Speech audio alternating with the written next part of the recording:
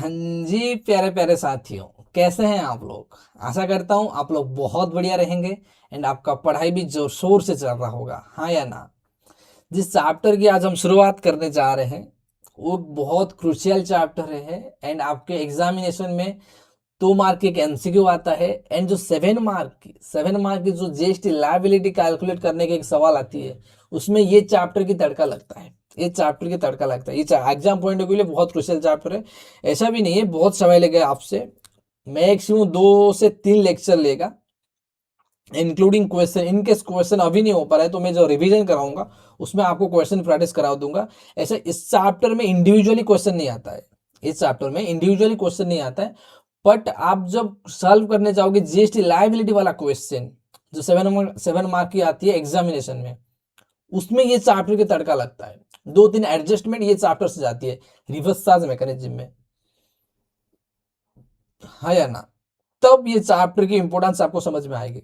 जब तक ये चैप्टर आपकी स्ट्रांग नहीं होगी तब तक वो वाला सवाल आप कदापि नहीं बना पाओगे, आपके आपसे सवाल भी नहीं होगा, क्योंकि ये चैप्टर की आपकी क्लैरिटी नहीं होगी। तो ये चैप्टर मैं आपको बहुत प्यार से, बहुत ढंग से एंड इतना इजी बना के दूंगा। ये चैप्टर आपको सोच भी नहीं सकते हो, ठीक है। बहुत बहुत प्यार से समझेंगे एंड ऐसा कि थोड़ा इस चैप्टर में क्या होगी, आपको थोड़ा याद रखना पड़ेगा। ऐसा कुछ चीजें हैं जो आपको थोड़ा सा रट्टा लगाना पड़ेगा एंड बार बार रिवाइज करना पड़ेगा। मैं तो क्लास के दौरान मल्टीपल टाइम्स आपको रिवाइज करा दूंगा, इसमें कोई इशू नहीं है। बट आप जब घर में बैठोगे एंड जो रिवीजन करोगे तो बार बार इसको रिवाइज करना, हो सके तो एक समरी बना के वॉल में चिपका देना, ठीक है।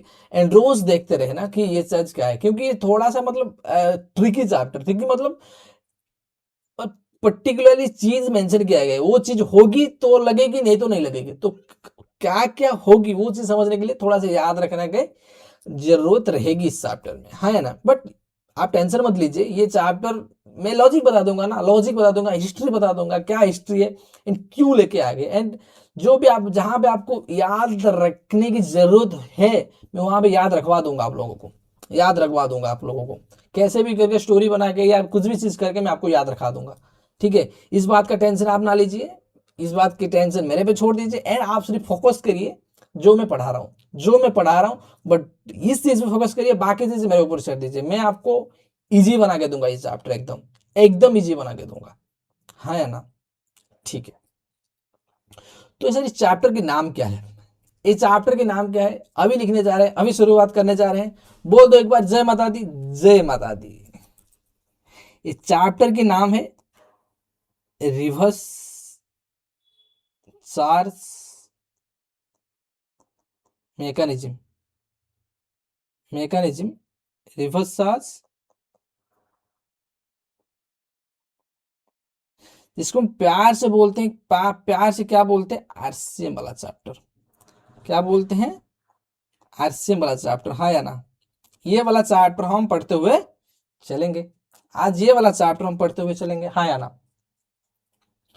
पहले इस चैप्टर की मैं बैकग्राउंड सेट करना चाहूंगा, हिस्ट्री बताना चाहूंगा, ताकि आपको जब क्लास के दौरान हम आगे बढ़ते जाएंगे आपको बेहतर समझ में आ पाए एंड आपको लिंक कर पाओगे कि चैप्टर की क्यों आया था, क्या था लॉजिक, क्या नहीं वगैरह वगैरह, समझ में आ गया, ठीक है। चलो शुरुआत करते हैं। जब हम सप्लाई के चैप्टर पढ़े, पहले हम क्या पढ़े, इंट्रोडक्शन वाला चैप्टर खत्म किया, हाँ या ना। उसके बाद हम कंप्लीट किए सप्लाई। सप्लाई क्या होता है, सप्लाई कब, सप्लाई बन गई तो सप्लाई ऑफ गुड्स होगी या फिर सप्लाई ऑफ सर्विस होगी, ये चीज हम पढ़े, हाँ या ना। ये चीज पढ़ने के बाद फिर हम क्या किए, कंपोजिट सप्लाई होगी या फिर मिक्स सप्लाई होगी या फिर इंडिविजुअल सप्लाई होगी, ये चैप्टर भी हम निपटा लिए, ठीक है। फिर हम जब लेवी वाला चैप्टर पढ़े थे,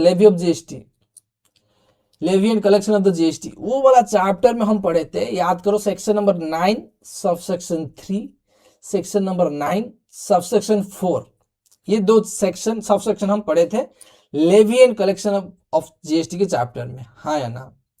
उसमें क्या होता है, जैसे कोई भी चीज आप माल बेचते हो 99% केस में, 99% केस में क्या होता है ना, रेसिपिएंट जो होता है वो सप्लायर को प्राइस पे करता है, इंक्लूडिंग जीएसटी भी पे करता है। मतलब कॉस्ट तो पे करता है cost of product, cost of product या service, service plus GST amount भी पे करता है।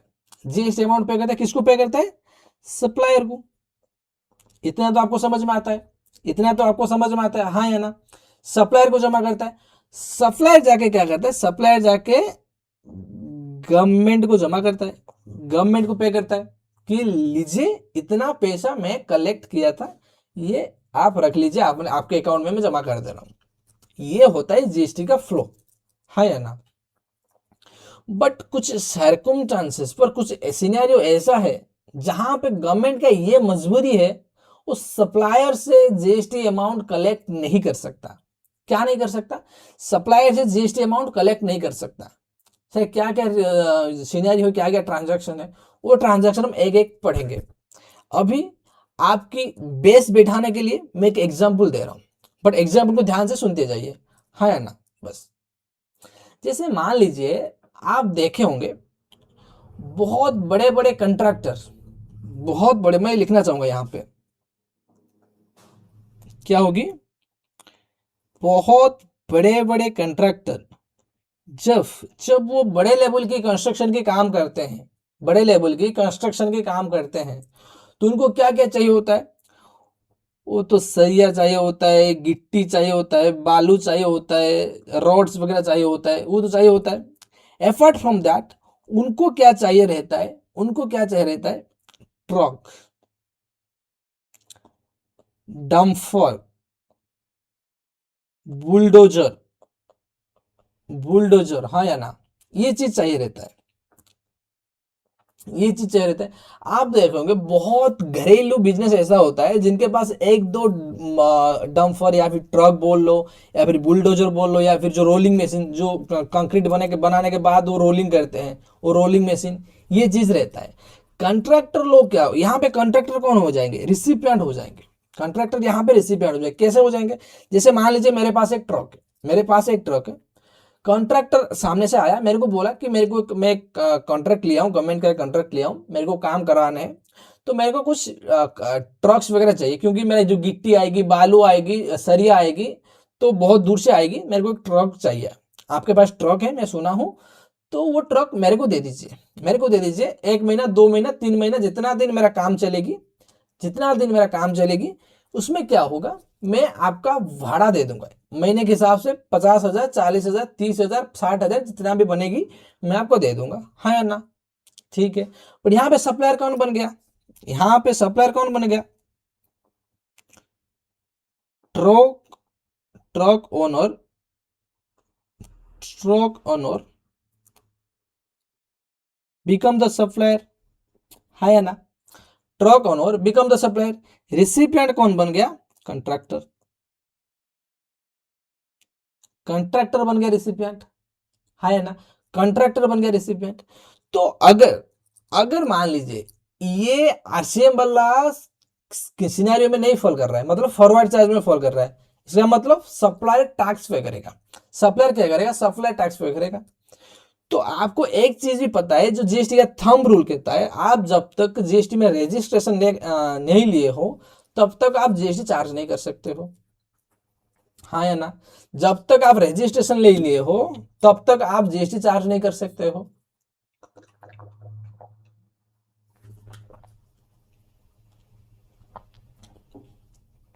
ये पॉइंट एकदम क्लियर। जब तक आप जीएसटी में रजिस्ट्रेशन नहीं लिए हो, तब तक आप जीएसटी चार्ज नहीं कर सकते हो।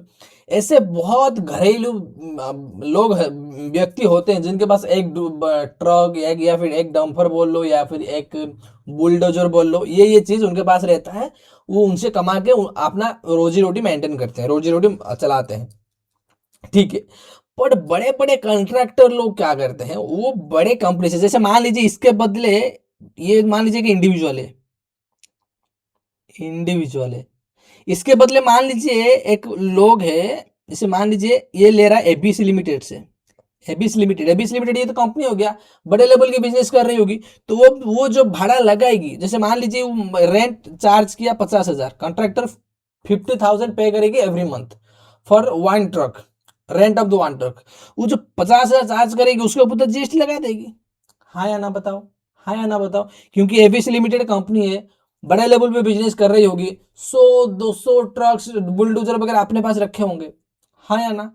तो वो जब बिजनेस करते जाए ना, सॉरी, जब उस रेंट में देंगे, उनका व्हीकल्स रेंट में देंगे, तो जब किराया कलेक्ट करेंगे उसके ऊपर वो जीएसटी चार्ज करेंगे, एंड कॉन्ट्रैक्टर से जीएसटी अमाउंट लेके गवर्नमेंट को जमा करेंगे, हाँ या ना। उसी समय क्या होगा ना, कंट्रैक्टर की पॉकेट से जीएसटी अमाउंट ज्यादा लग जाएगी। कंट्रैक्टर ने यहाँ, कंट्रैक्टर लोग, मैं सिर्फ कंट्रैक्टर नहीं बोल रहा हूँ, बहुत सारे लोग हैं यहाँ पे, वो माइंड क्या लगाते हैं, माइंड क्या लगाते हैं, ये बोलते हैं कि एक बड़े लोगों से लेंगे तो जीएसटी जो चार्ज कर लेगा। ये क्या करते हैं, इसके बदले छोटे छोटे छोटे छोटे छोटे जो घरेलू बिजनेस है, या फिर घरेलू जो ट्रक्स वगैरह, या फिर घरेलू छोटे छोटे लेवल पे धंधा कर रहे हैं, जिनका रजिस्ट्रेशन नहीं लिए हैं, उनसे मान लेते हैं।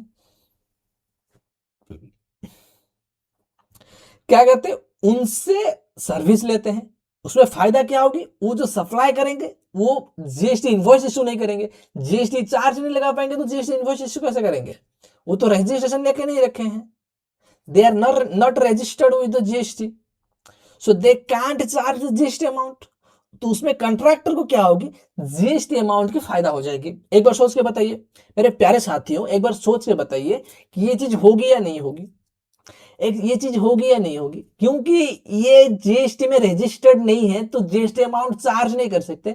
जीएसटी अमाउंट चार्ज नहीं करेंगे तो कंट्रैक्टर को देना नहीं पड़ेगा, कंट्रैक्टर छुपा लेगा कि भाई मैं तो जिससे सप्लाई लिया हूं वो तो अनरजिस्टर्ड है, अनरजिस्टर्ड है, ये 50,000 को बिजनेस के खर्चा में ले लेगा, एंड इसमें यहाँ पे जीएसटी देना नहीं पड़ेगा, जीएसटी देना नहीं पड़ेगा, हाँ या ना, हाँ या ना।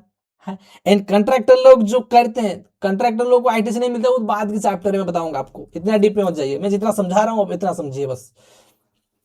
ये हो गया, ये हो गया हमारा क्या, एग्जाम्पल नंबर 1। बस एग्जाम्पल सुनते जाइए, मैं ये चैप्टर क्यों है, ये चैप्टर क्यों, ये बेस जब तक क्लियर कराना दूं, मैं आपको पढ़ाऊंगा नहीं, मैं आपको पढ़ाऊंगा नहीं। एक बार ये बेस क्लियर होगी आप लोगों की, आप लोगों की ये बेस क्लियर होगी, तब मेरे को आपको बोलना नहीं पड़ेगा, बट आपको थोड़ा बहुत याद करा दूंगा, आप ये चैप्टर निकाल लोगे, ये चैप्टर आप निकाल लोगे। जब तक ये चीज समझ में नहीं आएगी, आपको थोड़ा पैसेंस रखना पड़ेगा।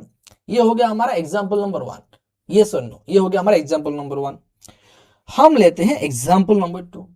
एग्जाम्पल नंबर 2, आप जैसे मान लीजिए आप हो गए क्या,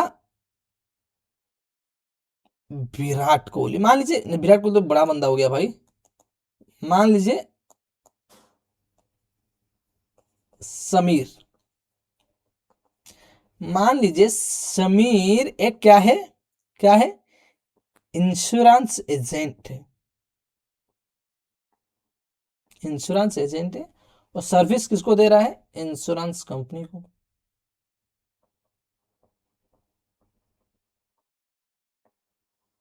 किसको दे रहा है, इंश्योरेंस कंपनी को। यहां पे बात सुनिए बस, ये हो गया रेसिपिएंट,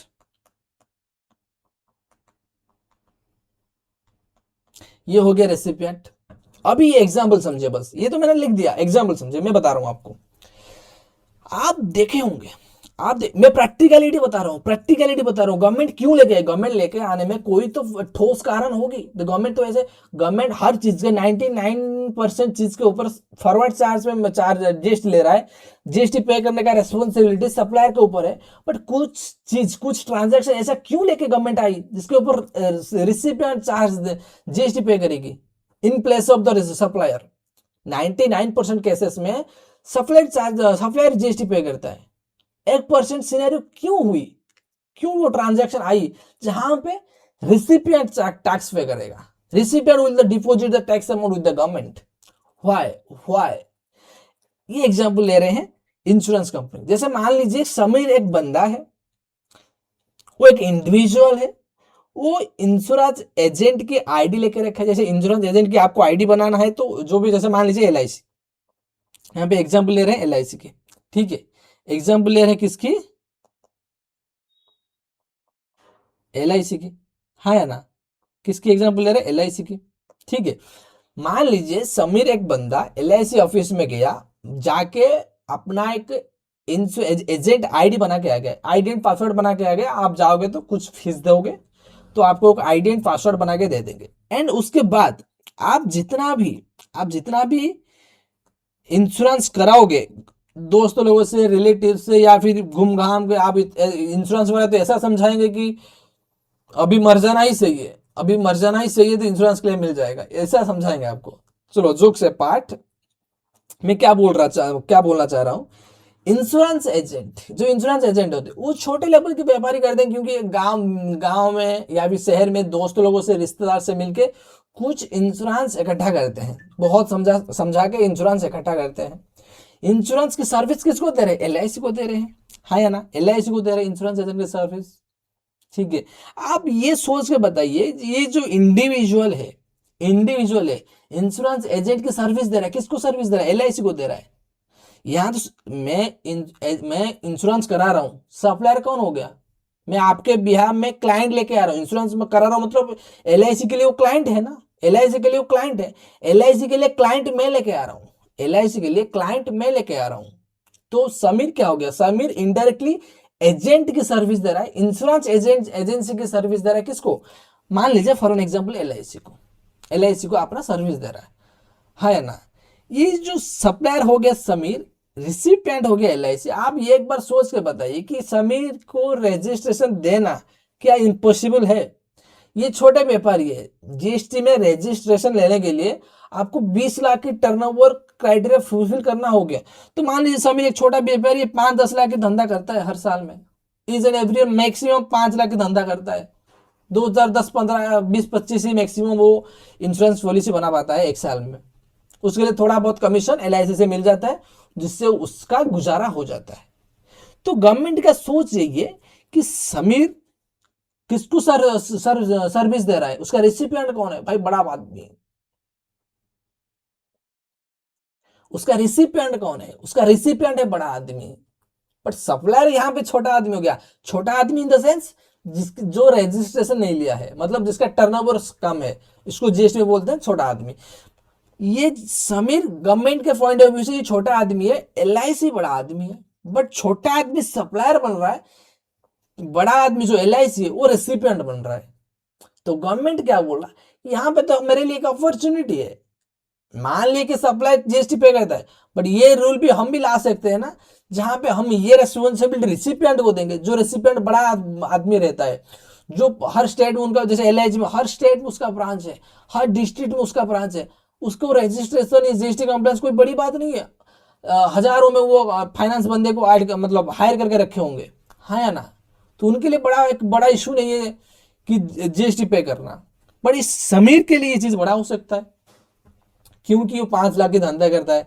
कहाँ वो सीएमए को हायर करेगी, कहाँ रिटर्न भरेगी, कहाँ वो जीएसटी पे करेगा, कहाँ आईटीसी लेगी, कहाँ इनवॉइस मेंटेन करेगा, कहाँ बुक्स ऑफ अकाउंट्स मेंटेन करेगी, बहुत बहुत दिक्कत आएगी।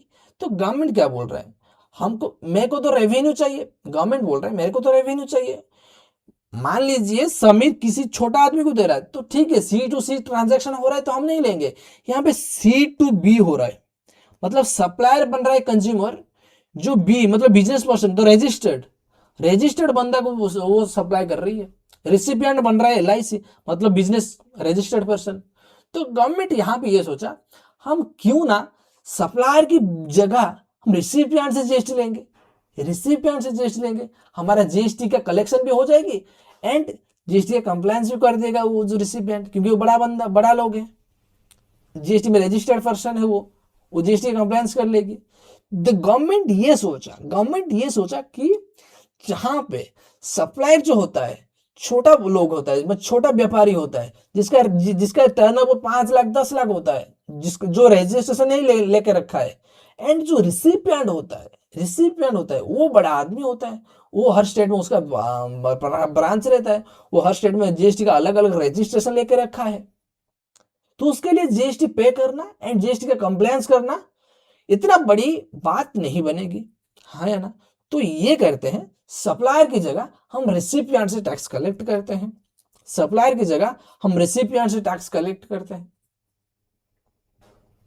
यहां पे जब बारी आएगी एलआईसी टैक्स देगी, एलआईसी जीएसटी जमा करेगी इन प्लेस ऑफ रिसिपिएंट। जैसे मान लीजिए इसके ऊपर आरसीएम नहीं लगता, मान लीजिए इस केस एग्जाम्पल दे रहा हूं, मान लीजिए इसके ऊपर आरसीएम नहीं लगता तो सप्लायर कौन हो गया, समीर हो गया। समीर जीएसटी पे करता, समीर जीएसटी जमा करता।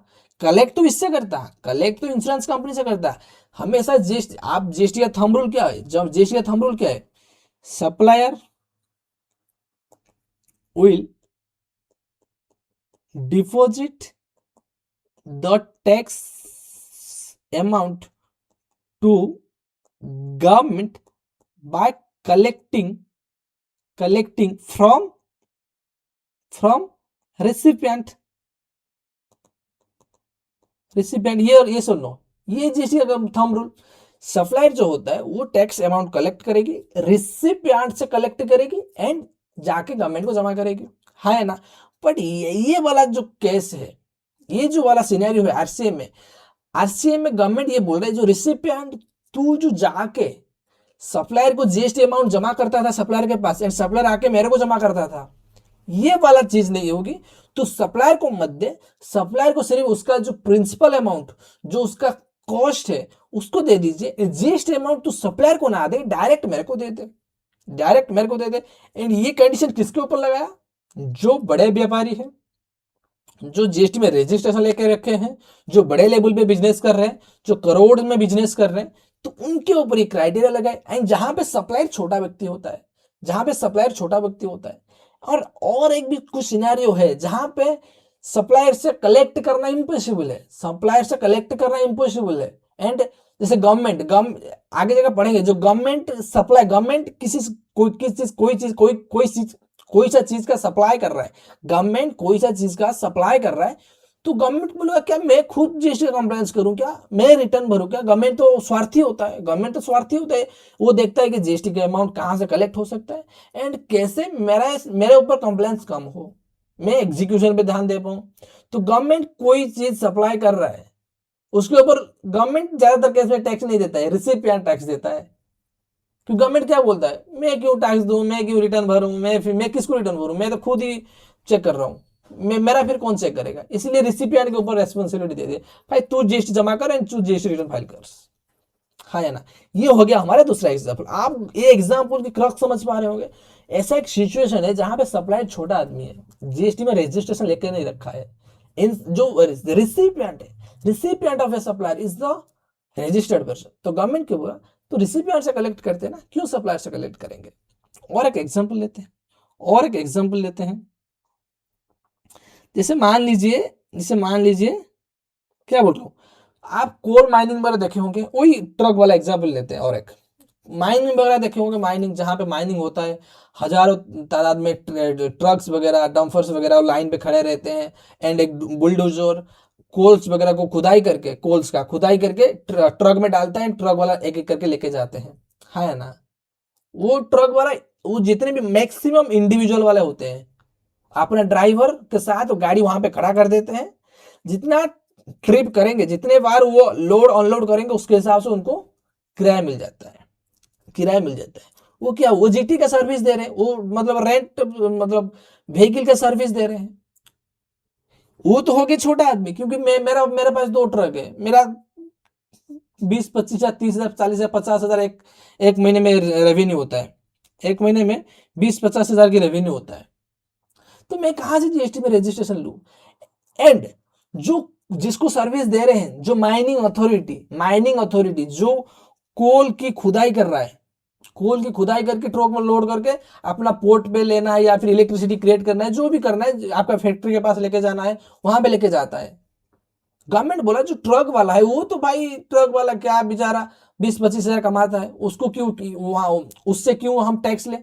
जो माइनिंग का बिजनेस कर रहा है, जो माइनिंग का धंधा करता है, वो तो खरबपति होगा ना, अरबपति खरबपति होगा, करोड़ में बिजनेस कर रहा होगा, तो उससे जीएसटी लेते हैं ना भाई, उससे जीएसटी लेते हैं ना, उसके ऊपर कंप्लायंस का रेस्पॉन्सिबिलिटी डालते हैं ना। क्यों ये बेचारा ट्रक वाले को पकड़ेंगे, वो जीएसटी रजिस्ट्रेशन करेगा, फिर रिटर्न भरेगा, आईटीसी क्लेम करेगा, नोटिस का रिप्लाई देगा, अकाउंटेंट्स हायर कर, बुक्स ऑफ अकाउंट्स मेंटेन कर, इतना पॉसिबल है क्या। तो गवर्नमेंट ये छोटे छोटे व्यापारी के ऊपर इतना बर्डन डालेगी, इतना बर्डन गवर्नमेंट डालेगी, तो लोग कैसे बचेंगे, कैसे अपना गुजारा कर पाएंगे, बताओ कैसे बिजनेस की डेवलपमेंट होगी। छोटे छोटे व्यापारी को गवर्नमेंट हेल्प नहीं करेगी, तो मदद नहीं करेगी, तो गवर्नमेंट की एकदम जो माइंड प्रोसेस है एकदम, जो थॉट है एकदम क्लियर है।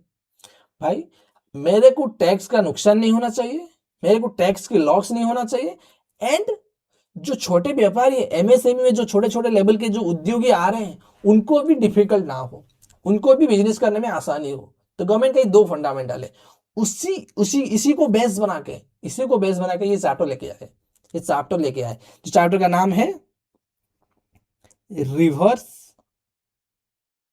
Charge, reverse charge mechanism. यहां पे रिवर्स आपको डायरेक्ट देना पड़ेगा, आपको आपको हमेशा क्या सप्लायर देता है, बट यहां पे रिवर्स होगा, रिसिपिएंट टैक्स देगा। हमेशा सप्लायर टैक्स देता है, यहां पे रिवर्स होगा, रिसिपिएंट टैक्स देगा, टैक्स देगा। इसीलिए इसका नाम पड़ा है रिवर्स चार्ज मैकेनिज्म, इसका नाम पड़ा है reverse charge mechanism. I hope जो 20-25 मिनट या फिर 30 मिनट का मैंने डिस्कशन की, ये चैप्टर लाने की क्या जरूरत है आपको समझ में आ गया होगा, आपको समझ में आ गया होगा। ठीक है, अभी हम एक्चुअली चैप्टर शुरू करेंगे। ये हमारा हो गया बेस, बेस बनाने में 20-25 मिनट दे दिए, 30 मिनट दे दिए। अभी हम एक्चुअल प्रोविजन में जाएंगे, प्रोविजन में जाएंगे एंड समझेंगे कि क्या इंडिविजुअल केस क्या क्या बोल रहा है। एंड और एक चीज यहाँ पे बताना चाहूंगा मैं आप लोगों को साथियों, क्या हो गया यहाँ पे जो हम आरसीएम चैप्टर पढ़ेंगे, तो यहाँ पे हम 3 चीज पढ़ेंगे, 3 चीज के ऊपर नोटिस करेंगे। क्या क्या वो 3 चीज? सप्लायर कौन है, रेसिपिएंट कौन है, एंड व्हाट सर्विस। ये सर्विस भी स्पेसिफाई की होगी, पर्टिकुलर दिस सर्विस के ऊपर लगेगा। अगर उस सप्लायर वो होगी तो वो लगेगी। जैसे मान लीजिए, जैसे हम आगे जाके हम पढ़ेंगे, आगे चल के हम पढ़ेंगे, पर्टिकुलरली मान लीजिए for example GTA service, GTA service होगी तो उसके ऊपर आरसीएम लगेगी, तभी लगेगी। सप्लायर इंडिविजुअल होगी, फॉर एग्जांपल सप्लायर इंडिविजुअल होगी एंड रिसिपिएंट कंपनी होगी, ये तीनों कंडीशन सेटिस्फाई करेगी तभी आरसीएम एप्लीकेबल होगी। आरसीएम में जब हम पढ़ेंगे सप्लायर कौन होगी, ये चीज का स्ट्रक्चर ऐसा है, ये चैप्टर का स्ट्रक्चर ऐसा है। सप्लायर कौन होना चाहिए, रिसिपिएंट कौन होना चाहिए, एंड सप्लायर किस चीज का सप्लाई करना मतलब करना चाहिए।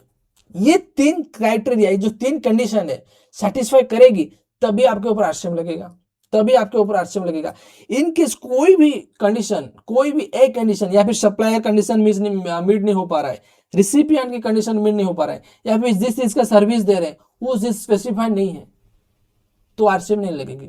तो आरसीएम लगाने के लिए तीनों चीज साइमल्टेनियसली फुलफिल होना चाहिए।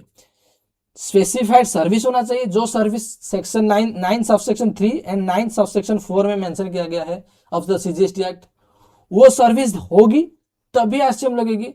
सिर्फ सर्विस होने से एनफ नहीं है, सप्लायर जो मेंशन किया गया, सप्लायर पर्टिकुलरली वो होना चाहिए। अगर लिखा है तो कंपनी सप्लायर होना चाहिए, तो अगर सप्लायर कंपनी है तो लगेगी। जैसे मान लीजिए रिसिपिएंट फार्म होगी, एलएलपी होगी, तभी लगेगी। जैसे मान लीजिए यहाँ पे एग्जांपल दे रहा हूँ, फॉर एन एग्जांपल आपको, आपके समझने के लिए, इजी होने के लिए, मान लीजिए कोई भी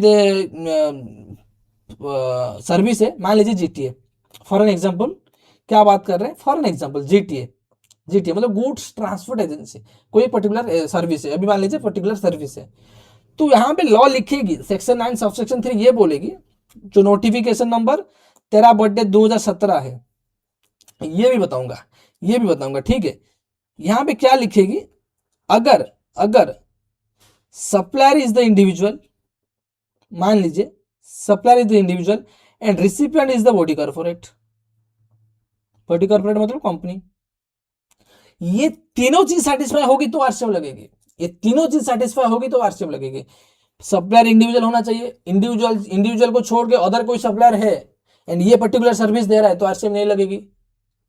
अगर सप्लायर इंडिविजुअल है एंड रिसिपिएंट बॉडी कॉर्पोरेट ना होके मान लीजिए कोई एचयूएफ है तो आरसीएम नहीं लगेगी। जीटीए के बदले मान लीजिए और कोई सर्विस दे रहा है, मतलब रेंटिंग ऑफ द व्हीकल दे रहा है। जीटीए क्या होता है मैं आगे समझाऊंगा, आगे जीटीए का डेफिनेशन क्या है।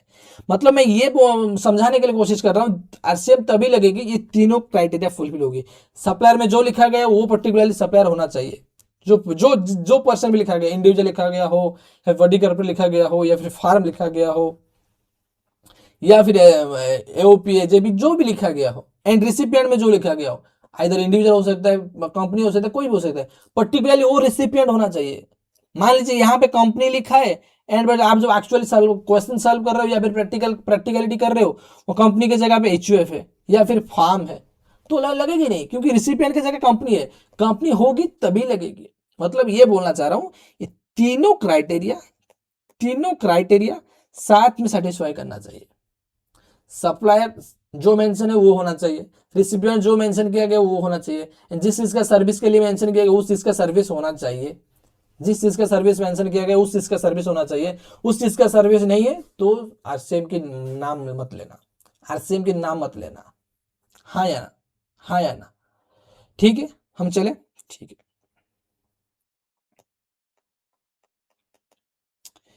इसको क्या करते हैं, एक बार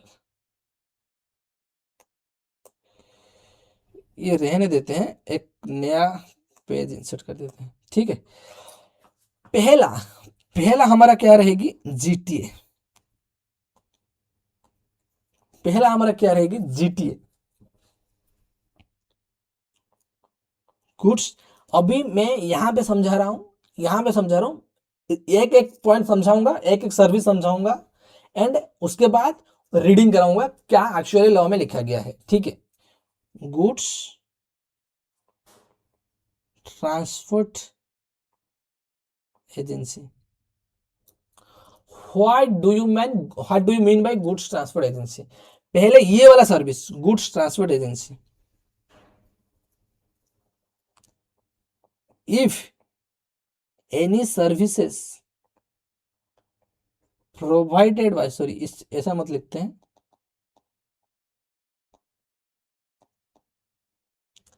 यहां पे तीन क्वेश्चन हम पूछेंगे। पहले क्या होगा, सप्लायर, सप्लायर कौन होगी, रेसिपिएंट कौन होगी एंड व्हाट सर्विसेज,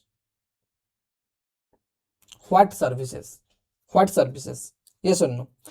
पहले जीटीए वाला सर्विस में पहले आपको ये ध्यान रखना होगा, सप्लायर कौन होगी, सप्लायर होगी GTA.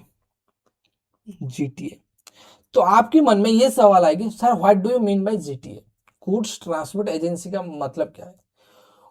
Goods transport agency means the agency who supply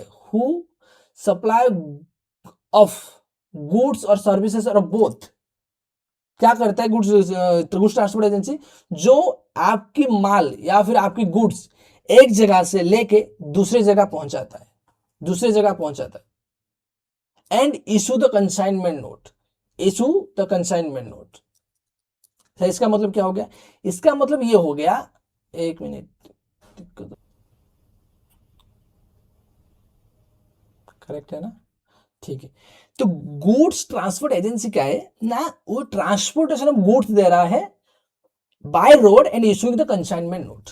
मान लीजिए कोई ट्रक हो गया, वो क्या कर रहा है, ट्रांसपोर्टेशन ऑफ गुड्स दे रहा है, ट्रांसपोर्टेशन ऑफ क्या दे रहा है, goods, transportation of goods by road and issuing consignment note. Consignment note का मतलब क्या है, कंसाइनमेंट नोट का मतलब ये होता है गुड्स ट्रांसपोर्ट एजेंसी का, आप सीधा सा मतलब ये समझ लीजिए, जो ट्रक वाले होते हैं तो वो क्या करते हैं, बाय रोड लेके आपके सामान एक जगह से दूसरी जगह पहुंचाते हैं। जैसे मान लीजिए, मैं प्रैक्टिकल एग्जांपल आपको दे रहा हूं, मैं अभी केरला में पोस्टेड हूं, मैं एनबीसीसी में भी काम कर रहा हूं एज एन असिस्टेंट मैनेजर, मैं अभी केरला में पोस्टेड हूं। मेरा जब नेक्स्ट टाइम ट्रांसफर होगी, कहीं ट्रांसफर होगी, तो मेरा जो यहाँ में फ्रीज वगैरह मैं लेके रखा हूँ, ये जो रूम में भरा हूँ, फ्रीज हो गया, मेरा किचन के सामान हो गई, मेरी बेड्स हो गया, सारा कुछ हो गया, तो मुझे एक जगह से दूसरी जगह लेके जाना पड़ेगी, हाँ या ना बताओ, ना मैं छोड़ के चला जाऊंगा, तो मेरे को लेके जानी पड़ेगी ना, मैं जाऊंगा, मैं शिफ्ट होऊंगा तो मैं सामान भी सारा साथ में लेके जाऊंगा। तो क्या करना पड़ेगा, मेरे को एक जीटी हायर करना पड़ेगा, वो जो मेरा सामान यहां से लेके जाएगी कहाँ, जो जो भी मेरा नया प्लेस ऑफ पोस्टिंग लोकेशन होगी। एंड जब वो लेके जाएगी वो एक रिसिप्ट लेके आएगी, रिसिप्ट लेके आएगी। एंड रिसिप्ट में क्या क्या लिखेगा, रिसिप्ट में क्या क्या लिखेगा, और रिसिप्ट में क्या क्या लिखेगा कि मान लीजिए fridge, fridge, sofa, bed, kitchen item, fridge एक मतलब क्वांटिटी एक, सोफा मान लीजिए 2 क्वांटिटी, बेड एक quantity, kitchen item this, and आपकी जो भी तरह तरह की चीज होता है, ये एक रिसिप्ट बनाएगी, कंसाइनमेंट नोट बनाएगी, उसके पास ओरिजिनल रखेगी एंड आपको एक कॉपी देगी, आपको एक कॉपी देगी। वो कंसाइनमेंट नोट क्या बयां करता है, कंसाइनमेंट नोट क्या नोट क्या बयां करता है, ये बयां करता है कि ये प्रोडक्ट जो हम ले रहे हैं आपसे, आपकी लोकेशन तक पहुंचाने की जिम्मेदारी हम लेते हैं। या आपकी product safely will reach the destination, will safely reach the destination. अगर any defect happen then will bear that, will bear that. इसीलिए वो क्या करते हैं, कंसाइनमेंट नोट इशू करते हैं। आप कंसाइनमेंट चैप्टर भी पढ़े होंगे, कंसाइनमेंट चैप्टर आपको अकाउंटिंग में आता होगा, सेम इंटर की, वो तो है अभी। वो कंसाइनमेंट चैप्टर एग्जैक्टली वही वाला कंसाइनमेंट की हम नोट की हम बात कर रहे हैं। जो भी ट्रक वाले एक सामान लेके जाते हैं, एक नोट इशू करते हैं, कंसाइनमेंट नोट। वो नोट क्या बयां करता है कि ये सामान हम आपसे लेके गए हैं एंड ये लोकेशन पे ये चीज उतार देंगे, सेफली उतार देंगे। In case any defect happen then will reimburse that, will bear that expenses. ठीक है, ये होता है कंसाइनमेंट नोट। जीटीए तभी माना जाएगा जो जीटीए कंसाइनमेंट नोट इशू करता है, जो जीटीए कंसाइनमेंट नोट इशू करता है। कंसाइन नोट मतलब वो ये वादा करता है कि आपके प्रोडक्ट की डेस्टिनेशन तक पहुंचने का जिम्मेदारी मेरा है, जिम्मेदारी मेरी है। कंसाइनमेंट नोट इशू करना one of the must condition to be classified as a GTA. GTA बनने के लिए आपको कंसाइनमेंट नोट इशू करना जरूरी है, कंसाइनमेंट नोट इशू करना जरूरी है ना। तो आपको मीनिंग समझ में आ गया, जीटीए का मतलब क्या हो गया। जीटीए का मतलब है, GTA means the person, GTA means the person who providing transportation of goods, goods को transportation of goods, transportation of goods by road. ये चीज नोटिस करना, by road, transportation of goods by road and issuing the consignment note. इतना मोटा मोटी GT का मतलब समझ लीजिए। ठीक है, इतना जब हम जीटी का मीनिंग हम समझ लिए, जीटी का मतलब हमको समझ में आ गया कि जीटी का मतलब क्या होता है। रिसिपिएंट कौन कौन होना चाहिए, रिसिपिएंट कौन कौन होना चाहिए। तो रिसिपिएंट के लिस्ट में थोड़ा सा लंबा लिस्ट है, हम पढ़ेंगे एक एक करके। Recipient factory registered under factory act, factory registered under factory act मैं पढ़ाऊंगा, अभी मैं लिखा रहा हूं, मतलब आपको मतलब अटेंटिव बने रहो आप। पॉइंट नंबर 2 क्या है, सोसाइटी। पॉइंट नंबर 3 है क्या है, cooperative society, body corporate, firm include LLP, casual taxable portion CTP. Casual taxable portion क्या होता है मैं आगे समझाऊंगा, कैजुअल टैक्सेबल पोर्शन क्या होता है मैं समझाऊंगा।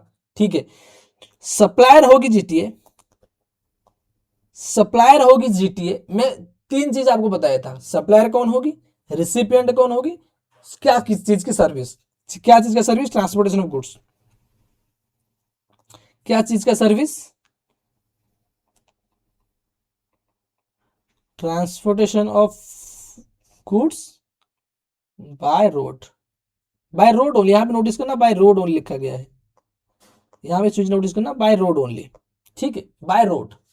तो ये 3 चीज साइमल्टेनियसली, जो 3 चीज है, 3 चीजें साइमल्टेनियसली सेटिस्फाई होगी तभी आरसीएम लगेगी। मान लीजिए ये सप्लायर की जगह जीटीए नहीं है, एक और कोई है, सप्लायर की जगह, एक मिनट, मान लीजिए सप्लायर की जगह जीटीए नहीं है और कोई है या ना, सप्लायर जीटीए नहीं है और कोई है,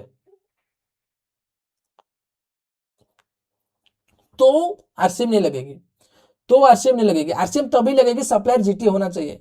एंड रिसिपिएंट कौन कौन होना चाहिए, फैक्ट्री, एक मिनट थोड़ा सा अजीब लग रहा है मेरे को,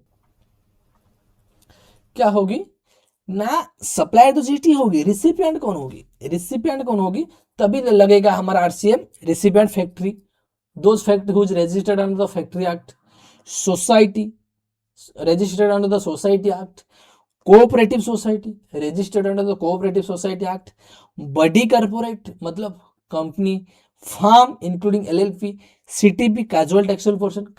कैजुअल टैक्सेबल पर्सन एक ऐसा बंदा है जिसके फिक्स प्लेस ऑफ बिजनेस नहीं है। ऐसे समझिए आप, जैसे मान लीजिए मैं उड़ीसा का हूँ, कोलकाता में मेला लगा हुआ है, दुर्गा पूजा है कोलकाता में, दुर्गा पूजा, ठीक है। मेरे को वहां पे क्या मेरा स्टॉल लगाना है, मेरा एक्चुअली मेरा वहां पे बिजनेस नहीं है, फिक्स प्लेस ऑफ बिजनेस नहीं है। मैं सिर्फ टेम्पररी के लिए कोलकाता गया दुर्गा पूजा में, 15 दिन का मेला, जो मेला चलती है वहां पे, बहुत बड़े लेवल की मेला चलती है, बहुत लोग आते हैं ऑल ओवर इंडिया, बाहर से लोग आते हैं। तो वहां पे मेरा स्टॉल लगाया, कोलकाता में फिक्स प्लेस ऑफ बिजनेस नहीं है, मेरा fix place of the business in the Orissa, but Kolkata में मैं एक टेम्पररी रजिस्ट्रेशन लूंगा as a CTP, casual taxable person. मतलब नाम पे पता चल रहा है कैजुअल, वो परमानेंट के लिए नहीं, कैजुअल टैक्सेबल पर्सन जिसका फिक्स्ड प्लेस ऑफ बिजनेस नहीं है, एंड वो टेम्पररी रजिस्ट्रेशन नंबर ले रहा है जीएसटी में, जो सिर्फ 90 या फिर मैक्सिमम 180 डेज के लिए वैलिड होता है। उसके बाद वो GST registration number automatic cancel हो जाता है, टेम्पररी रजिस्ट्रेशन नंबर लेकर देते, प्रोवाइड करते हैं, ताकि वो जो जितना भी सप्लाई करे वहां पे उस पर जीएसटी दे पाए। इसको बोलते हैं कैजुअल टैक्सेबल पर्सन।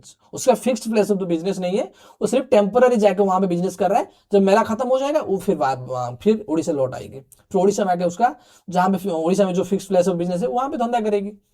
टेम्पररी के लिए कहीं से दूसरे शहर या फिर दूसरे स्टेट जाता है, मेला वगैरह लग गया, या फिर कोई जो चीज होता है ना मिनिस्ट्री की तरफ से शो करने के लिए, ये हमारा एरिया का मतलब शोकेस करने के लिए मिनिस्ट्री की तरफ से होता है। मिनिस्ट्री कौन सा मिनिस्ट्री याद नहीं आ रहा है, शो करते कि हमारा उड़ीसा, मान लीजिए उड़ीसा की ये चीज स्पेशलिटी है, वो जाके एक मिनिस्ट्री का एक मेला होता है जहाँ हर स्टेट के लोग आते हैं एंड अपना स्टेट की जो मतलब चीज है, जो कल्चर है, उसको शोकेस करते हैं। वो जो वहां पे भी उसको भी सीटीसी माना जाएगा, मतलब उसका फिक्स्ड प्लेस ऑफ बिजनेस वहां पे नहीं है, बट वो टेम्पररी के लिए रजिस्ट्रेशन ले रहा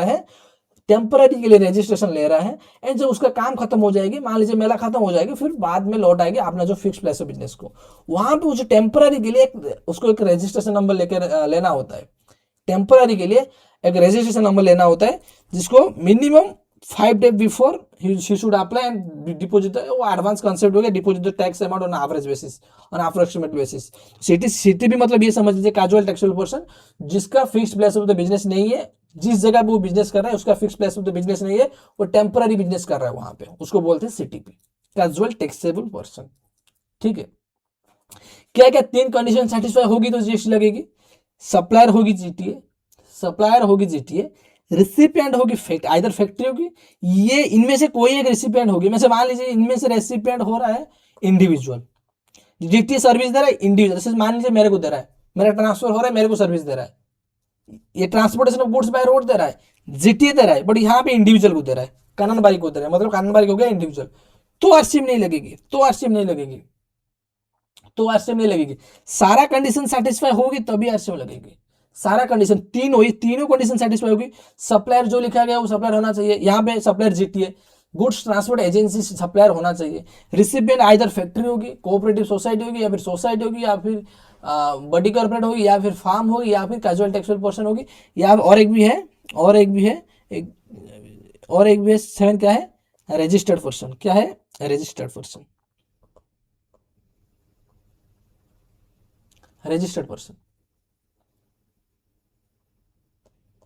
रजिस्टर्ड पर्सन को दे रही है तो आरसीएम लगेगी। ये जो 6 पार्टी है, ये 6 पार्टी रिसिपिएंट बनेगी तो लगेगी। मान लीजिए इसके जगह इंडिविजुअल है तो लगेगी नहीं भाई, क्योंकि one of the condition breach हो गया, हाँ या ना। तीनों कंडीशन साइमल्टेनियसली सेटिस्फाई करेगी तभी आरसीएम लगेगी, हाँ या ना। तो क्या याद किए जीटीए का सर्विस हम जब पढ़ेंगे, गुड्स ट्रांसपोर्ट एजेंसी, वो क्या करते हैं, गुड्स ट्रांसपोर्ट एजेंसी, सप्लायर कौन होगा, जो एजेंसी है, जो गुड्स ट्रांसपोर्ट एजेंसी मतलब क्या है, those person who is transporting the goods by road and issue the consignment note, उसको बोलते हैं goods transport agency. Supplier GT होगी, रिसिपिएंट आइदर फैक्ट्री होगी। क्या एक बार मेरे साथ बोलिए, मेरे साथ बोलिए, फैक्ट्री होगी, सोसाइटी होगी, या फिर कोऑपरेटिव सोसाइटी होगी, या फिर बड़ी कॉर्पोरेट होगी, या फिर फार्म होगी, या फिर कैजुअल टेक्सुअल पर्सन होगी, या फिर रजिस्टर्ड पर्सन होगी। इनमें से कोई एक भी रेसिपिएंट बन गया एंड सप्लायर जीटी हो गया and transportation of goods by road की सर्विस दे रहा है। सर्विस क्या है? Transportation of goods by road, ये इस चीज का सर्विस दे रहा है। तो ये तीनों चीज सेटिस्फाई कर रहा है, तो आरसीएम लग जाएगी, आरसीएम लग जाएगी। एंड ये जो रिसिपिएंट है, ये जो रिसिपिएंट, दो दिस पर्सन, इनमें से कोई एक पे करेगी, जो भी सर्विस ले रहा होगा, इनमें से कोई एक जीएसटी पे करेगी आरसीएम बेसिस में, आरसीएम बेसिस में। और एक चीज मैं बताना चाहूंगा, और एक चीज मैं बताना चाहूंगा, ठीक है। यहाँ पे क्या है, यहाँ पे जीटी के पास ऑप्शन है। यहाँ पे क्या है, यहाँ पे जीटी के पास ऑप्शन है। ऐसा नहीं है कि ये चीज होगी तो लग जाएगी। ये केस में जीटी को एक ऑप्शन दिया गया है, जीटी को एक ऑप्शन दिया गया है, 5% चार्ज करेगा या फिर 12% चार्ज करेगी। 5% चार्ज करेगी या फिर 12% चार्ज करेगी। 12% चार्ज करेगी तो जीटी को चार्ज देना पड़ेगा, जीटी को जीएसटी जमा करने का। ये जो रेसिपिएंट है ना, रेसिपिएंट है ना, ये रेसिपिएंट नहीं देंगे, ये रेसिपिएंट विल नॉट पे the tax, recipient will not पे द टैक्स। क्या, मैं थोड़ा सा डीपली समझाता हूं आपको। ये जो सर्विस हम पढ़ रहे हैं, ये जो सर्विस हम पढ़ रहे हैं, तो जीटी के पास क्या है ना, जीटी के पास दो ऑप्शन है, जीटी के पास दो ऑप्शन है। 5% विदाउट आईटीसी, मतलब अभी के लिए मान लीजिए कैशबैक, जब तक हम आईटीसी का चैप्टर नहीं पढ़ेंगे तब तक हम आईटीसी को, आईटीसी का मतलब क्या होगा, इनपुट टैक्स क्रेडिट, जब तक ये चैप्टर नहीं पढ़ेंगे हम इसको बोलेंगे क्या, कैशबैक, कैशबैक या फिर वॉलेट मनी, ठीक है। 5%, ये हो गया 12% विथ आईटीसी मीन्स कैशबैक। तो गवर्नमेंट ने ये बोला, अगर अगर जीटीए को आईटीसी चाहिए, जीटीए को आईटीसी चाहिए, तो जीटीए तू भाई 12% के हिसाब से जीएसटी पे कर, 12% के हिसाब से जीएसटी पे कर एंड फॉरवर्ड चार्ज मैकेनिज्म में जीएसटी पे कर। 12% के हिसाब से जीएसटी पे कर एंड फॉरवर्ड चार्ज के हिसाब से जीएसटी पे कर, हाँ या ना। एंड अगर आप चाहते हो कि मैं इतना रेस्पॉन्सिबिलिटी ना लूं, बुक्स ऑफ अकाउंट ना मेंटेन करूं, रिटर्न ना भरूं, आईटीसी ना क्लेम करूं, कुछ भी ना करूं, एंड मैं सिर्फ जीटी का सर्विस ही दे रहा हूं, क्योंकि ये जो जीटी का सर्विस रजिस्ट्रेशन के चैप्टर के साथ भी लिंक है। रजिस्ट्रेशन में जो सेक्शन 23 हम पढ़ेंगे, section 23 clause, sorry section 23 subsection 2 में ये लिखा गया है, the person who are providing service exclusive provided service and that service is exclusively covered under RCM, then उन लोगों का रजिस्ट्रेशन लेना जरूरी नहीं है, रजिस्ट्रेशन लेना मैंडेटरी नहीं है। ये वाला पॉइंट थोड़ा सा एडवांस हो गया, मैं समझाऊंगा जब रजिस्ट्रेशन चैप्टर पढ़ेंगे।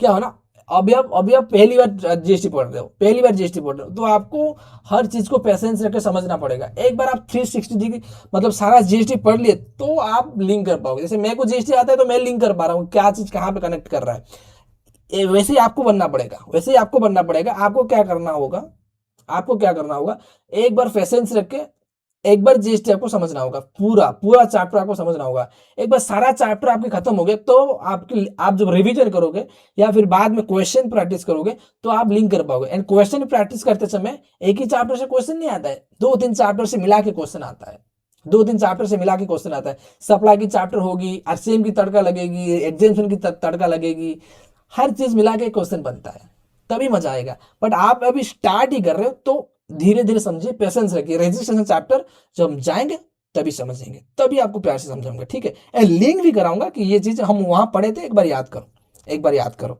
ठीक है। ये चीज मैं पढ़ाते हुए चलूंगा आपको, ठीक है।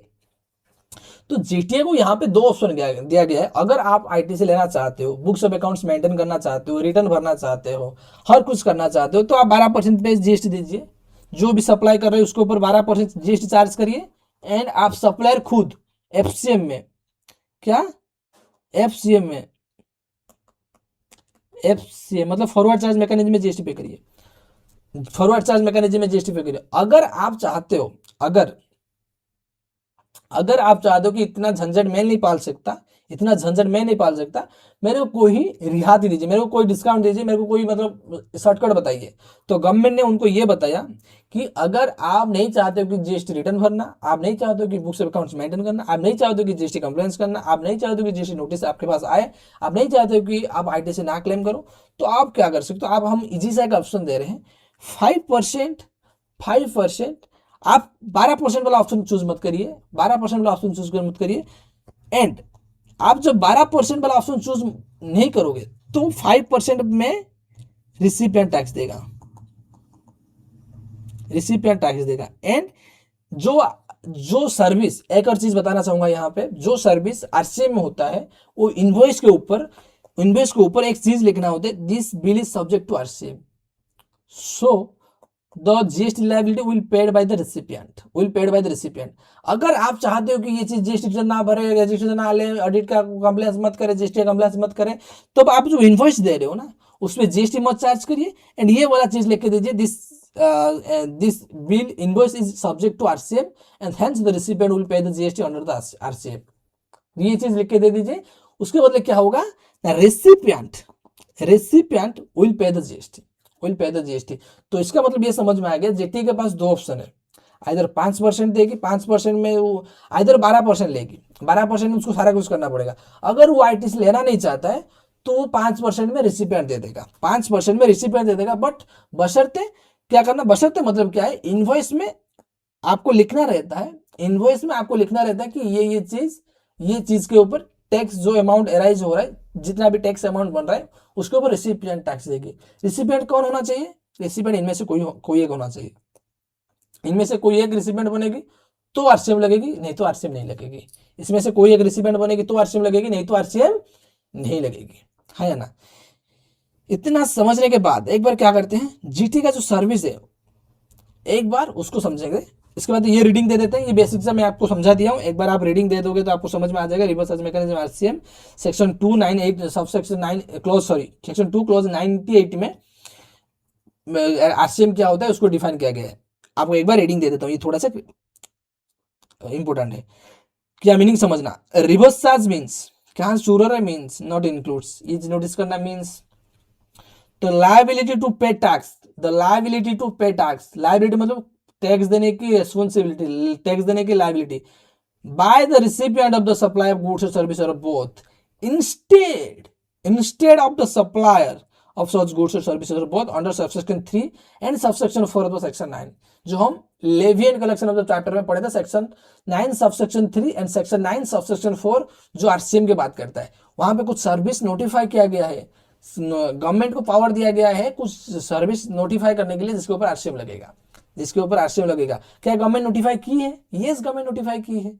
गुड्स के केस में, गुड्स के केस में 4/2017, ये क्या होता है 4/2000 मतलब 17 मतलब ये नोटिफिकेशन का नंबर है, नोटिफिकेशन का क्या, ये नोटिफिकेशन का नंबर है। 4 डिनोट करता है ये 4th number notification in that financial year, 2017 financial year की 4th नंबर नोटिफिकेशन। 4/2017 मतलब 2017 की 4था नंबर नोटिफिकेशन है। ये क्या बताता है कि कौन सी गुड्स है, गुड्स जिसके ऊपर आरसीएम लगेगा, कौन सी गुड्स है जिसके ऊपर आरसीएम लगेगा, जिसके ऊपर आरसीएम लगेगा। एंड नोटिफिकेशन नंबर 13/2017 मतलब 13 नंबर नोटिफिकेशन ऑफ 2017 मतलब फाइनेंशियल ईयर 2007 का 13 नंबर नोटिफिकेशन ये बात करता है कि कौन सी सर्विस है, कौन सी सर्विस है जिसके ऊपर आरसीएम लगेगा, जिसके ऊपर आरसीएम लगेगा। जब जीटी का service, that is the one of the condition, that is one of the service mention in the 13/2017, 13/2017। ये चीज याद करना कर पाओगे तो बहुत बेहतरीन होगा, क्योंकि एग्जाम में आता है आरसीएम वाला। इतना जरूरी नहीं है बट याद हो गया तो आज बहुत बहुत बढ़िया। 13/2017, सिर्फ 13 सर्विस वाला याद करो, गुड्स वाला आता ही नहीं है, गुड्स वाला फाइनल लेवल के है, आपके सिलेबस में है मैं मान रहा हूँ, बट फाइनल लेवल में ज्यादा पूछा जाता है एंड एग्जाम में पूछा नहीं जाता है गुड्स के बारे में, ज्यादा पूछा जाता है सर्विस के बारे में। ठीक है, तो याद करो क्या, 13/2017 ये याद करो। ठीक है, कि रिवर्स चार्ज मतलब क्या हो गया, लायबिलिटी टू पे the tax bye the recipient instead of the supplier of the goods और सर्विसेज। बहुत सप्लायर की जगह रिसिपिएंट जब टैक्स देता है उसको बोलते हैं रिवर्स चार्ज मैकेनिज्म जो सेक्शन 9 सबसेक्शन 3 सेक्शन 9 सबसेक्शन 4 में मेंशन किया गया है, एंड सेंट्रल गवर्नमेंट को पावर दिया गया है to to specify those goods and services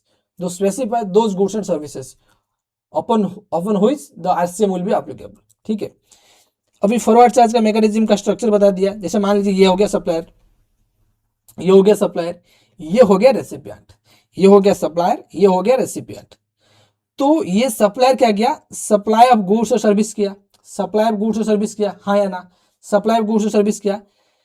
इसमें जीएसटी कौन जमा करेगा, गवर्नमेंट के पास जीएसटी कौन जमा करेगा, सप्लायर जाके खुद जमा करेगा, सप्लायर खुद जाके जीएसटी जमा करेगा, हाँ या ना।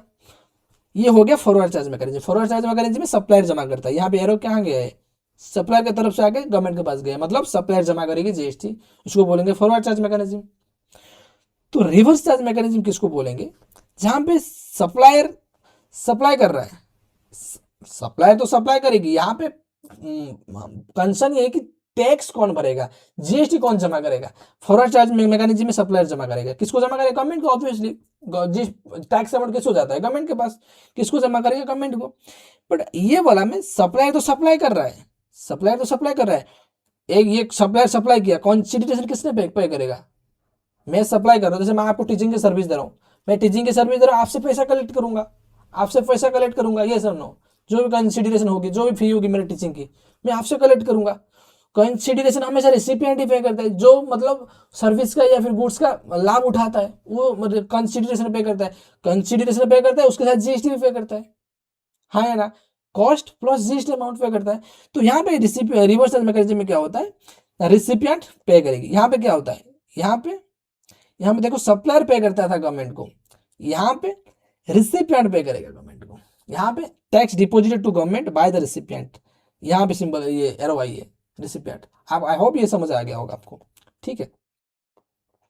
ये एग्जाम्पल हम बात किए, अभी समझेंगे वो क्या क्या स्पेसिफाइड सर्विसेज है। स्पेसिफाइड कैटेगरीज ऑफ गुड्स और services, section 9 subsection 3 of the CGST act. हमको आईजीएसटी एक्ट एप्लीकेबल नहीं है। आईजीएसटी एक्ट में जैसे यहाँ पे सेक्शन 9 सबसेक्शन 3 में आरसीएम की बात कर रहे हैं, वैसे ही exact section 5 subsection 3 of the IGST act में आरसीएम की बात हो रही है, आरसीएम की बात हो रही है। वहीं पे भी एग्जैक्टली ये वाला सर्विस मेंशन किया गया है, वहां पे भी एग्जैक्टली वही वाला सर्विस मेंशन किया गया है। गवर्नमेंट का ये इरादा है कि हर स्टेट एंड सेंट्रल का GST, one nation one GST क्या आता है, one nation one tax all over India के 99% सेम ही होता है, थोड़ा बहुत रेयरली डिफरेंट हो सकता है। हर स्टेट का जीएसटी लॉ सेम होता है, सेंट्रल का जीएसटी लॉ सेम होता है, आईजीएसटी एक्ट सेम होता है, सारा कुछ सेम होता है। बट क्या चेंज होता है, सीजीएसटी की जगह आईजीएसटी लिखते हैं आईजीएसटी एक्ट में, सीजीएसटी की जगह एसजीएसटी लिखते हैं, जैसे तमिलनाडु एसजीएसटी या फिर केरला एसजीएसटी या फिर दिल्ली एसजीएसटी लिखते हैं। सीजीएसटी में क्या, central goods and services tax, मान लीजिए तमिलनाडु जीएसटी बोल रहे हो, वहां पे लिखा हुआ Tamil Nadu GST, Tamil Nadu goods and services tax, सिर्फ ये डिफरेंस होता है। मैक्सिमम कंटेंट एंड वर्डिंग वगैरह सारा कुछ सेम रहता है, हाँ या ना, ठीक है। तो यहाँ पे क्या कर रहे हैं, यहाँ पे ये गुड्स है, ये इसको हम बाद में समझेंगे, ये गुड्स की चीज में बाद में समझेंगे, पहले सर्विस निपटाते हैं, क्योंकि ये एग्जाम के लिए इतना इंपॉर्टेंट नहीं है, एग्जाम के लिए इतना इंपॉर्टेंट नहीं, बट एक बार हम रीडिंग देकर उसको खत्म कर लेंगे, ठीक है। मेन इंपॉर्टेंट है आरसीएम वाला, क्योंकि यहाँ से क्वेश्चन आता है, बहुत बार क्वेश्चन आता है, एमसीक्यू बहुत बार आता है, एंड जो भी 7 जीएसटी लायबिलिटी वाला क्वेश्चन आप सॉल्व करने जाओगे तो ये वाला पॉइंट रहेगा ही रहेगा, ये वाला पॉइंट रहेगा ही रहेगा, ऐसा कोई क्वेश्चन नहीं बनेगा ये आरसीएम वाला, मतलब आरसीएम वाला तड़का वहां पे लगा नहीं है, आरसीएम वाला प्रोविजन रहेगी, एक दो एडजस्टमेंट आरसीएम की रहेगी ही रहेगी, पक्का समझ लीजिए, ठीक है। तो इसको हम बारीक से समझेंगे। क्या बोल रहे हैं, supply of services in respect of transportation of goods by road. क्या हो रहा है, किस चीज का supply, category of supply of service, क्या क्या चीज, हम तीन पॉइंट तीन कंडीशन डिस्कस किए थे, क्या सर्विस होना चाहिए, कौन सप्लायर ऑफ सर्विस होना चाहिए, एंड रिसिपिएंट कौन होना चाहिए, रिसिपिएंट ऑफ सर्विस कौन होना चाहिए, क्या किस चीज का supply of service in respect of transportation of goods by road, in respect of transportation of goods by road, in respect of transportation of goods by road. ऐसा एक सर्विस जो transportation of goods and by road only, यहाँ पे by train भी हो सकता है, bye aircraft भी हो सकता है, बाय सीप भी हो सकता है, भेसल, ये भी हो सकता है। बट यहाँ पे क्या चीज के बारे में बात किया गया है, रोड। तो जैसे मैंने आपको बताया था, जीएसटी जो आरसीएम वाला में जो लिखा गया आपको एज इट इज फॉलो करना है। ये थोड़ा सा याद करने का पॉइंट है। एग्जाम में क्वेश्चन आ जाएगी, supply transportation of goods bye vessel. आप ये रोड वाला याद नहीं रखे होंगे, तो आप तो पढ़े थे ट्रांसपोर्टेशन ऑफ गुड्स, बट यहाँ पे रोड लिखा था। एग्जाम में आ जाएगी वेसल, तो वेसल के लिए आरसीएम एप्लीकेबल नहीं है। आरसीएम तभी एप्लीकेबल होगी जब रोड के तहत आपको आपके ट्रांसफर हो रही है, रोड के तहत आपकी सप्लाई हो रही है या ना, रोड के तहत आपकी सप्लाई हो रही है। तो क्या सर्विस क्या होना चाहिए, transportation of goods by road, ये चीज की सर्विस होना चाहिए। सप्लायर कौन होना चाहिए, goods transport agency. Goods transport agency का मतलब क्या समझाया था, गुड्स ट्रांसपोर्ट एजेंसी एक ऐसा बंदा होता है जो ट्रांसपोर्टेशन ऑफ गुड्स देता है and issue the consignment note. Transportation of goods करता है and issue the consignment note, हाँ या ना, ठीक है। रिसिपिएंट कौन कौन होंगे, एनी फैक्ट्री रजिस्टर्ड अंडर और गवर्न द फैक्ट्री एक्ट, इतना याद रखो, any factory registered under the factory act, any society registered under the society registration act, cooperative society establish under any law, any person registered under the registered person, body corporate, partnership firm whether registered or not, and any casual taxable persons। तो ये चीज होगी तो तो तो क्या होगी, RCM लगेगी। बट एक्सेप्शन में क्या है, एक्सेप्शन में 2 बंदे हो गए, एक्सेप्शन में 3 बंदे हो जाएंगे एक्सेप्शन में। एक्सेप्शन मतलब अगर रिसिपिएंट ये है, अगर ये ले रहे हैं, जैसे मान लीजिए रिसिपिएंट, अगर पढ़ लेते हैं एक बार, however RCM shall not apply to service provided by the goods transport agency by way of transportation of goods in carriage by road, by supply transportation of goods by road। ये समझ लिए कौन कौन है, डिपार्टमेंट और establishment of the central government और state government और union territory, department और एस्टेब्लिशमेंट। तो आपके मन में एक सिंपल सा सवाल आएगी आपके मन में, सर डिपार्टमेंट क्या होता है, एस्टेब्लिशमेंट क्या होता है, क्योंकि इनका मीनिंग समझना, हर चीज हम तो समझ रहे हैं, हर चीज समझेंगे, ऐसा नहीं है कि कोई चीज को ऐसे छोड़ के चले जाएंगे, हर चीज बारीकी से समझेंगे। डिपार्टमेंट क्या होता है मैं आपको समझाना चाहूंगा। जैसे मान लीजिए हम एग्जाम्पल ले रहे हैं मिनिस्ट्री का, एक बार आपको यहाँ पे समझाना चाहूंगा। जैसे मिनिस्ट्री ऑफ फाइनेंस का क्या बात कर रहे हैं, मिनिस्ट्री ऑफ फाइनेंस में कुल मिला के 6 डिपार्टमेंट है। मतलब मिनिस्ट्री क्या हो गया, मिनिस्ट्री हो गया कैबिनेट वाला मिनिस्ट्री, कैबिनेट जो लोग चुन के आते हैं, या फिर जो गवर्नमेंट होता है, जो कैबिनेट होता है, कैबिनेट मिनिस्टर, उनको बोलते हैं मिनिस्टर ऑफ, जैसे मिनिस्टर ऑफ फाइनेंस हो गया, मिनिस्टर ऑफ कॉर्पोरेट अफेयर हो गया, मिनिस्ट्री ऑफ कोल हो गया, ministry of housing and finance हो गया, मिनिस्ट्री ऑफ रूरल डेवलपमेंट हो गया, मिनिस्ट्री ऑफ पेट्रोलियम हो गया, मिनिस्ट्री ऑफ एजुकेशन हो गया। ये क्या हो गया, मिनिस्ट्री। वो मिनिस्ट्री को संभालने के लिए, जैसे मैं हो गया, जैसे मान लीजिए मैं मिनिस्टर ऑफ एजुकेशन हो गया, तो मिनिस्टर से मान लीजिए मैं मिनिस्टर ऑफ फाइनेंस हो गया, मैं मान लीजिए निर्मला सीतारमन हो गया। तो मेरे को जो मेरे मिनिस्ट्री में जो भी काम आ रहे तो उनको हर काम को अलग अलग डिपार्टमेंट में बांटा हुआ है, एंड एवरी डिपार्टमेंट में एक हेड होता है, जिसको बोलते हैं ministry of state in charge of revenue, ministry of state बोलते हैं उसको। हर डिपार्टमेंट में एक हेड होता है। जैसे मिनिस्ट्री ऑफ फाइनेंस में कौन कौन डिपार्टमेंट आ जाएंगे, आप देखिए ministry of department of revenue आ जाएगा, क्या क्या आ जाएगी, डिपार्टमेंट ऑफ रेवेन्यू आ जाएगी, डिपार्टमेंट ऑफ पब्लिक एक्सपेंडिचर आ जाएगा, डिपार्टमेंट ऑफ और भी बहुत सारे हैं, department of revenue, department of public expenditure, department of ये डिपार्टमेंट पब्लिक एंटरप्राइज, जैसे पीएसयू वगैरह आते हैं, पीएसयू वगैरह मिनिस्टर ऑफ फाइनेंस में डिपार्टमेंट ऑफ पब्लिक एंटरप्राइजेस में आते हैं, डिपार्टमेंट ऑफ पब्लिक एंटरप्राइजेस। ये तरह 6 ऐसे पढ़ा था कि मिनिस्ट्री ऑफ फाइनेंस में 6 ऐसे अलग अलग डिपार्टमेंट रहते हैं। एंड वो डिपार्टमेंट के नीचे एस्टेब्लिशमेंट रहते हैं, जैसे मिनिस्ट्री ऑफ फाइनेंस, जैसे मान लीजिए मिनिस्ट्री ऑफ कॉर्पोरेट अफेयर, वो एक अलग से मिनिस्ट्री ऑफ फाइनेंस अलग है, मिनिस्ट्री ऑफ कॉर्पोरेट अफेयर अलग है। मिनिस्ट्री ऑफ कॉर्पोरेट अफेयर में हमारा आईसीआई वो एस्टेब्लिशमेंट है, वो मिनिस्ट्री ऑफ कॉर्पोरेट अफेयर ने वो वाला ये चीज आईसीआई को आईसीएमआई को एस्टैब्लिश किया है for the for the particular objective, for the particular objective. से आईसीआई का क्या ऑब्जेक्टिव है कि स्टैट्यूटरी कंप्लायंस करना, स्टैट्यूटरी ऑडिट करना। आईसीएमआई का क्या ऑब्जेक्टिव है? कॉस्ट ऑडिट करना, देश में जितने भी मैन्युफैक्चरिंग यूनिट होगी उनका कॉस्ट ऑडिट करना, कॉस्ट रिपोर्ट साइन करना, कॉस्टिंग करना। तो अलग अलग ऑब्जेक्टिव, वो ऑब्जेक्टिव के लिए एक डिपार्टमेंट के नीचे क्या होता है, एक एस्टेब्लिशमेंट अपॉइंट करते हैं।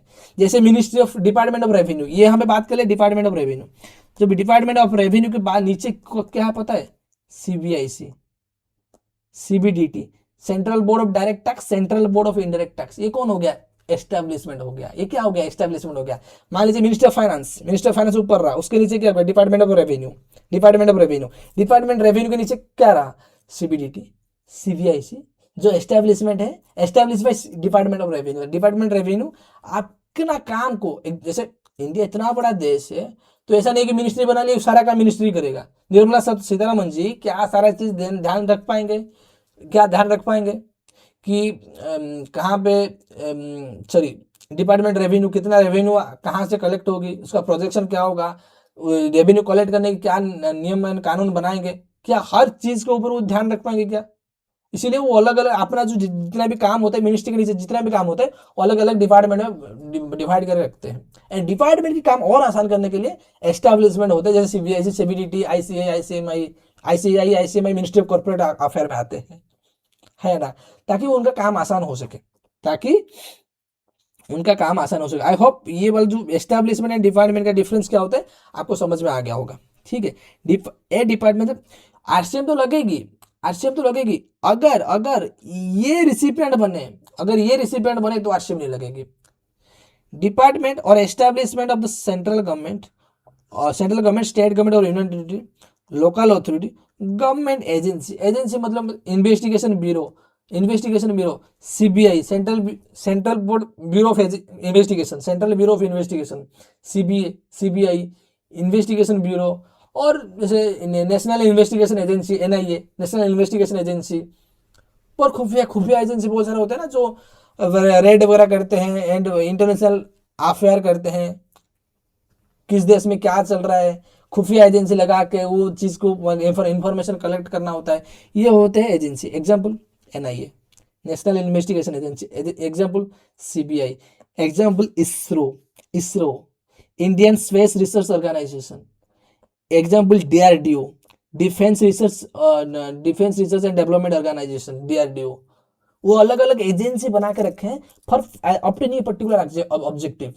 ऐसे क्योंकि 140 करोड़ लोगों की संभालने के लिए इतना रेवेन्यू होता है, तो मिनिस्ट्री के नीचे बहुत सेक्रेटेरिएट रहते हैं, बहुत डिपार्टमेंट रहता है, उसके नीचे एस्टेब्लिशमेंट रहते हैं, उसके नीचे एजेंसी भी रहते हैं, है ना, ताकि हर काम स्मूथली हो सके। गवर्नमेंट अपना जो सिंक्रोनाइज है वो मतलब सिस्टमेटिकली करके रखा है, डिसेंट्रलाइज्ड, ताकि हर चीज तो पीएम मोदी टेक केयर नहीं कर पाएंगे, या फिर हर चीज तो निर्मला सीतारमण जी टेक केयर नहीं कर पाएंगे।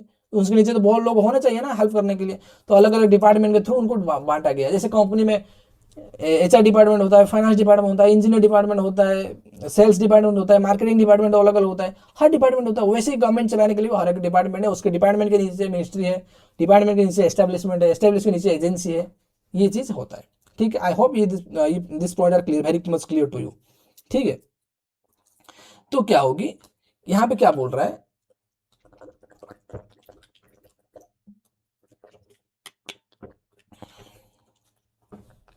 यहां पे क्या बोल रहा है कि अगर हम क्या पढ़े, ये चीज का सर्विस होना चाहिए, सप्लायर ये होना चाहिए, रिसिपिएंट ये होना चाहिए। बट अगर मान लीजिए बहुत से department establishment of the GST में रजिस्ट्रेशन करके रखते हैं, जीएसटी में रजिस्ट्रेशन करके रखते हैं, तो उनको रजिस्टर्ड पर्सन माना जाएगा, उनको रजिस्टर्ड पर्सन माना जाएगा, हाँ या ना। क्या होता है जब हम आगे जाके थोड़ा सा एडवांस कॉन्सेप्ट, जब आगे जाके हम टीडीएस का कॉन्सेप्ट पढ़ेंगे, क्या जीएसटी में टीडीएस है? ऑब्वियसली, एब्सोल्युटली, जीएसटी में भी टीडीएस का कॉन्सेप्ट है। ठीक है, जीएसटी में जब हम पढ़ेंगे, गवर्नमेंट का बहुत सारे डिपार्टमेंट सिर्फ इसीलिए जीएसटी में रजिस्ट्रेशन लेते हैं। मैंने आप जैसे पहले बताया, गवर्नमेंट नहीं चाहता है कि मैं जीएसटी कंप्लायंस करूं, बट टीडीएस कलेक्ट करने के पर्पस में बहुत सारे डिपार्टमेंट, बहुत सारे एजेंसी, बहुत सारे एस्टेब्लिशमेंट जीएसटी में रजिस्ट्रेशन लेते हैं, only for the purpose of the deducting TDS. जैसे मान लीजिए for an example CBIC, central board of indirect tax. CBIC जो बिल्डिंग बनाएगी, वो तो बिल्डिंग एक बनाएगी ना, वो ऑफिस सेटअप करने के लिए कोई सिक्योरिटी, वहां पे सिक्योरिटी लगाएंगे, वहां पे कैंटीन को लोग लगाएंगे, यहाँ पे अकाउंटेंट भी हायर करेंगे, हाँ या ना, वहां पे वाटर सर्विस लेंगे, इलेक्ट्रिसिटी सर्विस लेंगे, सिक्योरिटी सर्विस लेंगे, ए टू जेड बहुत तरह तरह की सर्विस लेंगे, हाँ या ना। जब वो सर्विस लेंगे, जब वो आगे पेमेंट करेंगे, जैसे मान लीजिए कोई सिक्योरिटी सर्विस ले लिए, जैसे मान लीजिए कोई एबीसी सिक्योरिटी से 100 बंदे हायर किए, मान लीजिए for purpose of Delhi only, Delhi की एक ऑफिस है, वहां पे 100 बंदे हायर किए, तो 100 मतलब सिक्योरिटी पर्सन हायर किए, तो जो एबीसी लिमिटेड को, जो सिक्योरिटी एजेंसी है जिसके नीचे वो लोग काम कर रहे हैं, 100 बंदे मेरे ऑफिस में है या फिर हर जगह है, मेरा बिल्डिंग का ध्यान रख रहे हैं, जब वो इस सिक्योरिटी एजेंसी को पेमेंट करेगी, तो क्या होगी, उनको रजिस्ट्रेशन लेना पड़ता है। तो क्या होगी, उनको क्या होगी, जब पेमेंट करेंगे तब टीडीएस काट के पेमेंट करेंगे, एंड टीडीएस काटने के लिए जीएसटी में कोई भी चीज आप कर रहे हो पहले रजिस्ट्रेशन लेना मैंडेटरी है। ऐसा नहीं है आपकी, आप रजिस्ट्रेशन नहीं लोगे, आप चीज कर लोगे, कोई भी चीज करो, टीडीएस काटो, जीएसटी चार्ज करो, कोई भी चीज करने पहले जीएसटी में रजिस्ट्रेशन लेना जरूरी है। एक बार रजिस्ट्रेशन ले लिए तब आप कर सकते हो। अगर अगर डिपार्टमेंट चाहता है कि हर चीज का ट्रैक रहे एंड टीडीएस काट के पेमेंट करे, इसके लिए उनके लिए अलग से नॉर्मल रजिस्ट्रेशन नहीं, registration only for the purpose of TDS. एक होता है टीडीएस काटने के लिए अलग से रजिस्ट्रेशन लेना पड़ता है, नॉर्मल सप्लाई करने के लिए जीएसटी का रजिस्ट्रेशन लेना है तो वो अलग बात है। टीडीएस काटने के लिए जैसे एनबीसीसी पीएसयू है, पीएस के ऊपर टीडीएस एप्लीकेबल होता है, तो एनबीसीसी का केरला स्टेट में 2 रजिस्ट्रेशन नंबर है, एक है नॉर्मल, एक है टीडीएस काटने के लिए। कोई भी पीएस उठा के देख लीजिए या पीएसयू देख लीजिए, गवर्नमेंट बैंक देख लीजिए, तो जो जिनके ऊपर टीडीएस का कंसेप्ट एप्लीकेबल होता है, जो सेक्शन 51 में हम बात करेंगे, ठीक है, सेक्शन 51 में बात करेंगे, वहां पे क्या लिखा है, कि अगर कोई बंदे को टीडीएस काटना है जीएसटी में रजिस्ट्रेशन लेना पड़ेगा, एंड ये नॉर्मल रजिस्ट्रेशन से काम नहीं चलेगा, आपको अलग से रजिस्ट्रेशन लेना पड़ेगा।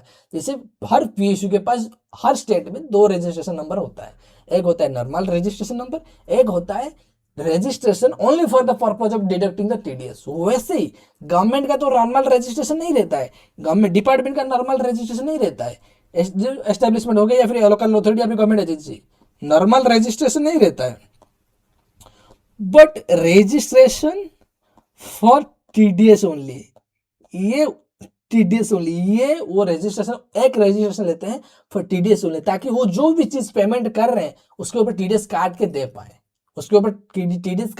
अगर टीडीएस का प्रोविजन एप्लीकेबल हो रहा है, टीडीएस में जो लिमिट मेंशन किया गया है वो लिमिट क्रॉस कर रहा है, हाँ या ना, वो टीडीएस काट के दे पाए, इसलिए वो रजिस्ट्रेशन लेते हैं।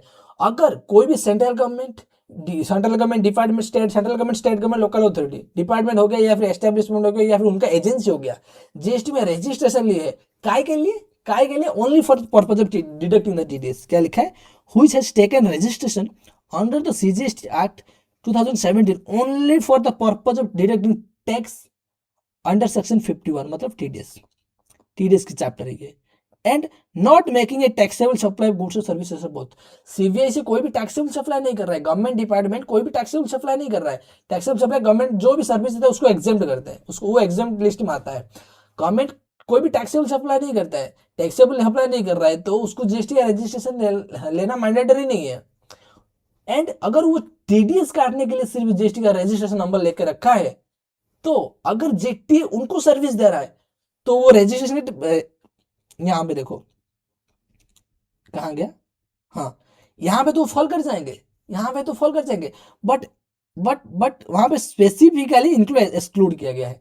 वो तो जीएसटी में रजिस्ट्रेशन ले लिए, आपको तो रजिस्ट्रेशन पर्सन माना जाएगा, whether you have taken the normal registration or whether you have taken for the TDS registration, but यहाँ पे उनको एक्सक्लूड किया गया है स्पेसिफिकली, अगर कोई डिपार्टमेंट या फिर एस्टेब्लिशमेंट और लोकल अथॉरिटी या फिर agency taken the registration only for deducting the TDS under section 51, तभी ये जो जीटीए की सर्विस ले रहे हैं उनके ऊपर आरसीएम लगेगा नहीं, उनके ऊपर आरसीएम लगेगा नहीं।